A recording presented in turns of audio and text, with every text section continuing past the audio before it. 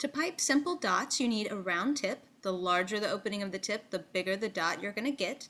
I'm using a tip number 3 to pipe these dots. You want to hold the bag at a 90-degree angle to the surface with the tip slightly above the surface. You want to apply steady pressure, allowing the icing to build up around the tip, and then you want to totally release pressure before you pull the tip away. That helps to avoid any kind of peak in the middle of your dot. Sometimes even with the best of intentions you will get a peak, so you can just sort of tap it down using your finger if necessary. Another wee trick is when you're piping dots, right after you've released pressure but before you pull the tip away, if you can do kind of a miniature circular motion, that almost helps to sort of wipe any icing off the bottom of the tip so it doesn't come up with the tip and make a peak. Again, sometimes it works better than others, but the nice thing about using decorator buttercream or royal icing is that you can use your finger to tap down any little peak that you might get. When you're piping dots, ideally you want to try to make them as uniform as possible so they all look alike.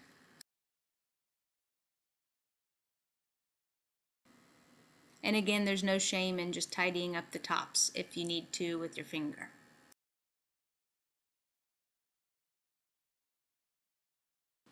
To pipe beads, we're basically going to use the same tip as we used to pipe the dots, except instead of holding them at a 90-degree angle straight up and down, we're going to hold them at a 45-degree angle. This is pretty much the same technique as piping shells using a star tip. The only difference is we're using a small round tip, so instead of shells we're getting beads.